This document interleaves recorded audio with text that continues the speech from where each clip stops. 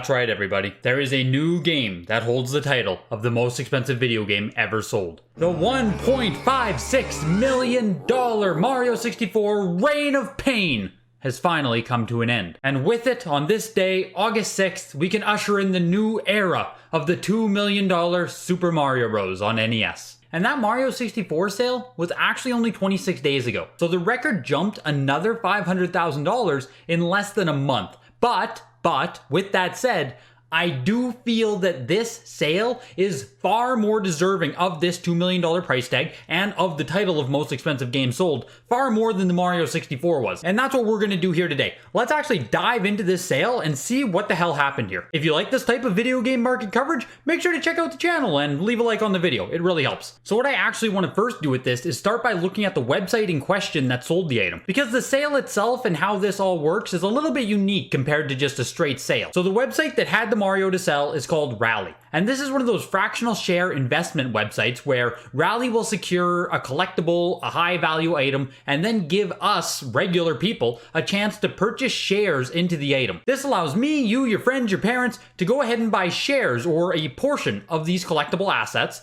and then, like a normal stock, they will move with the ebb and flow of the market. They have open scheduled trading days as well, where you can trade your stocks to someone else for a higher price, lower price, depending on what the market movements are. But what it really does is allows people to take part in these extremely speculative assets without being able to buy the item outright. So the Mario Bros. In question was first offered on Rally on August 16th, 2020, which is a little bit less than a year ago today. And the initial price that Rally introduced it at on their website for me and you to buy shares in was at $150,000, which means there were 3,000 shares outstanding at $50 each that you, me, anyone could buy into. If I were to spend $15,000 and buy 300 shares, I would own 10% of this Mario. That is how this works. I'm not saying it's a scam. I'm not saying it's bullshit. I'm just explaining to you how it works. So with this $2 million sale now, which Rally has confirmed after tax will be about $1.61 million, which will be shared amongst all of the shareholders, even at that price of $1.61 million being split, the people who initially paid $50 per share on the Mario Bros. Are going to receive $536 roughly per share on the Mario Bros. Now. That is a 10 times gain on your initial investment in less than a year. That is absolutely insane to consider in the world of video games and really illustrates how quickly this whole market is moving, especially at the highest end of things. At this time, there is no confirmation or known identity of the person or persons who purchased this item. Hopefully in the future, we will know the identity, but it's also completely possible that this just gets taken into a private collection and we don't see it surface again for another 1, 2, 3 years. And if you're curious as to why this Super Mario Bros. For $2 million, let's just do a quick little analysis here of the item in question and explain why this should actually be seen as incredibly rare. I know everyone loved to doubt the Super Mario 64 rarity despite the perfect grade on it, but hopefully this one people can see is actually genuinely rare. Let's go ahead and look at it. The Super Mario Bros. In question is a 9.8 A+ WATA graded factory sealed copy of this game. This is a 5th print version of this game, which came out in early 1987. And there are a few ways in which we know this, but the only major thing you really need to know about this Super Mario Bros. Is that on the back of the box there is the built-in hang tab. These early releases with hang tabs are incredibly hard to find in any condition for basically any of the black box games, not just Mario Bros. It is far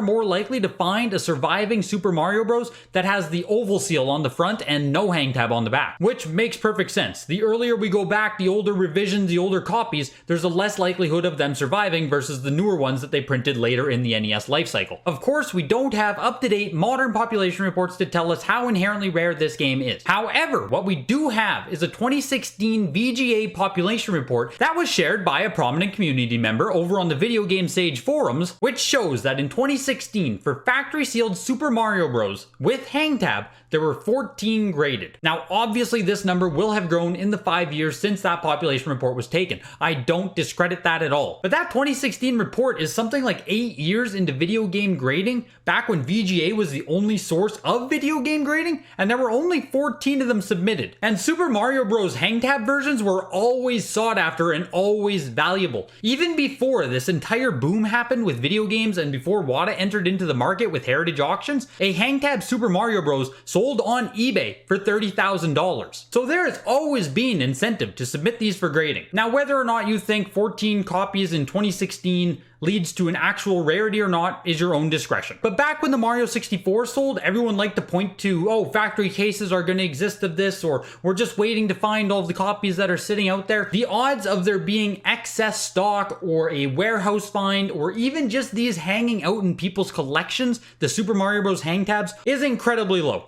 It is much lower than the odds of it happening with Super Mario 64, which is already quite low. What I think this $2 million sale does is actually reinforce that the $1.56 million Mario 64 was overpriced. Because if that's 1.5 mil and this is only 2 million, from my perspective, that doesn't really make sense. This Super Mario Bros. In this condition, in this revision, should probably be worth 2 times as much as Super Mario 64. But that's, again, just my opinion on this. But that is more than enough information for you to take everything in and go and discuss with other people. Let me know in the comments how you feel about this sale. Is this more justified than Mario 64? Is this still lunacy? What do you think? If you enjoy this content, make sure to subscribe to the channel, check out my other videos, and I'll see you guys next time.